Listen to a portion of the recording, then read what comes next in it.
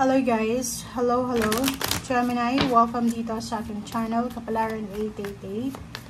Welcome Gemini. Alamin natin kung anong messages, vibration, gabay energy para sa letang Gemini. This is money, career, financial reading for the month of November 2024. Okay. So, meron kang the garden and the gate and finding. Okay. So, sinasabi sa'yo dito, Gemini, ng barahan na posibleng meron kang hinihintay na magbubukas na opportunities para sa'yo. Like for example, it's international opportunities, travel, work, career, move, change, location, relocation, or anything na involve yung money or financial. Finding, nakikita natin dito na kung ano man itong hinihintay mo, mahahanap mo, makukuha mo. Is either balance, is either transformation, is either celebration, or anything na magdadala sa'yo ng doble-doble or tenfold na changes, lalo na sa usaping financial. Okay.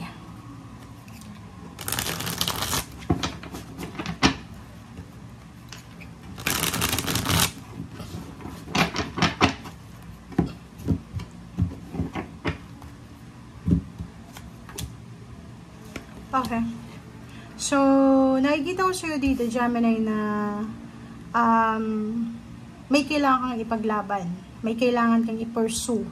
Sa either pag-aaral, sa either goals mo sa buhay, sa either plano, pagpapatayo ng bahay, pagta-travel sa international, paglilipat ng bahay, or anything na kailangan mong i-pursue sa buhay. Kaso lang, ngayong first week ng November, pwedeng hindi ka masyadong panatag, so parang maguguluhan ka. So medyo gulong-gulo yung isip mo kasi hindi mo alam kung itutuloy mo pa ba or ihahang mo na lang or i-ignore mo na lang etong posibleng biyaya na hinihintay mo. Okay? So yun. So kung makikita mo dito, nandito ka sa crossroad. Parang nasa gitna ka ng paglalaban ko ba? I-give up ko na ba? Or maghihintay pa ba ako? Parang gano'n. Or pwedeng nakikita natin na nasa crossroad ka, Gemini, kung ano ba talaga yung mas importante sa'yo. Love life ba? Or career? Or money? Or travel? Or any types ng financial gain or success. Wow! 6 of Wands. Victory and success. Ang ibang Gemini dito, posibleng makatanggap kayo ng promosyon, salary increase, relocation, travel, career move, career change. Yun, mapopromote dito, madadagdagan yung sweldo, tatanggap ng palakpak, and magbabago yung takbo ng financial mo, Gemini. So, parang ano siya, 360 degrees na pagbabago sa buhay financial mo na hindi mo masyadong ini-expect. Etong dalawang to ay sobrang ganda kasi parang kung makikita mo, galing ka sa confusion, tas papunta ka sa victory. Diba yung dito, like for example, for the first week of November, parang may isip mo na, ano ba yung kailangan kong gagawin sa ngayon? Diba? Ano ba yung kailangan gawin? Tuloy ko ba to or ihang na lang? So, for the second week, nakikita ko siya dito na, kung ano man yung decision mo sa first week, pag second week, doon mo makukuha yung recognition, yung awards, yung transformation, and kung ano man yan na trabaho na kailangan bigyan mo ng focus. So, siguro yung second week natin is sobrang napaka-workaholic mo. And sa third week, nakikita ko sa'yo dito yung kailangan mag-ipon ng pera. Yung eagerness na makapag-ipon. Yung eagerness na i-secure yung financial. And nakikita ko rin sa'yo na yung iba sa inyo dyan may gustong mag-ipon ng pera para sa pagpapatayo ng bahay, pagpapakasal, or pwedeng pag-travel together with intimate relationship, parang ganon. So, may future message yung future mo para sa'yo. Diba? Parang sa future self mo to. Sinasabi sa'yo ng barahan na tapusin mo lahat ng sisimulan mo sa ngayon. Okay? Yan yung message sa'yo ng future self mo. So, Gemini, sinasabi sa'yo dito na huwag kang magpadalos-dalos sa mga decision making mo. Tapusin mo yung mga dapat tapusin. Like, sabihin yan, kung ano yung ginagawa mo sa ngayon, huwag mo basta-basta siya i-abandon na. Like, halimbawa, nagpapatayo ka ng bahay.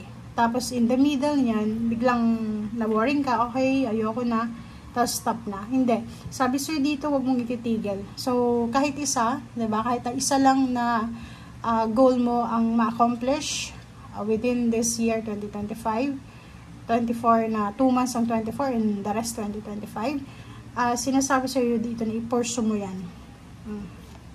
Travel. So, nakikita ko yung travel dito. So, sa 4th week, may possibilities or opportunities ng pagta-travel. Travel alone or together with your family. For work or for leisure. Relocation ng company. Pwedeng branches. Pwedeng business siya. So, nakikita ko yung collaboration. Pwedeng may meetings, may conference. Pwedeng sa 4th week yan. Pwedeng nakafocus ka sa pag-aasikaso ng mga documents, government documents regarding sa business mo or sa mga kung ano man yan na government documents, or pwedeng sa travel, like for example, nag-aasikaso ka ngayon ng passport mo, visa, insurance, or anything. Queen of Cups, nakikita ko siya dito na anumang information, anumang balita ang matatanggap mo regarding money, regarding documents, regarding anything na involve yung financial mo dito, ay posibleng magdadala sa iyo ng sobra-sobrang peace and harmony. So, ibig sabihin, magiging at peace ka. Hindi ka mamumroblema. Sinasabi ng biraha sa iyo dito na hindi ka dapat nagiging advance. Okay? Kailangan wag kang maging negative, doon ka sa positive. And sinasabi sa iyo dito na i-welcome mo lahat ng transformation, fertility, new beginnings. I-welcome mo lahat ng mga possibilities or opportunities. Kasi minsan, 'di ba, sa sobrang balisa natin or hindi natin alam kung tama yung ginagawa natin, hindi natin nabibigyan ng justice yung mga pangarap natin. So dito, free impress, sinasabi na huwag mong isusuko yung pangarap mo. Go lang ng go. Okay? Welcome to new beginnings. Okay? And the star, punong-puno ng pag-asa, wish fulfillment, hope, and balance. So, 10 of Swords, sinasabi na paalis ka na sa lugar kung saan sobrang hirap na ang pinagdaanan mo, or aalis ka sa lugar na hindi ka na resonated. And 5 of Cups, nakikita ko sir dito, matagal mo tong minamanifest, matagal mo tong pinangarap. So, pwedeng aalis ka na, gagraduate ka na kung college student ka, or pwedeng iba, magma-migrate na sa ibang bansa, or yung iba isa sa ibang bansa, uuwi na ng Pilipinas for good, magninegosyo, or anything na pwedeng pagkakitaan nila. Okay? So, yung Page of Pentacles, ang daming blessings, ang daming good news na pwedeng pagkakitaan dito. Na minsan, hindi mo mapapaniwalaan kung para ba yan sa'yo or ginugood time ka lang ng universe. So, paging mapagmatsyag ka, okay, hanapin natin kung saan tayo bagay. Okay? Huwag mong isiksik yung sarili mo sa mga lugar, sa tao, sa company, sa career na hindi naman resonated sa energy mo. Okay? Thank you guys. Bye!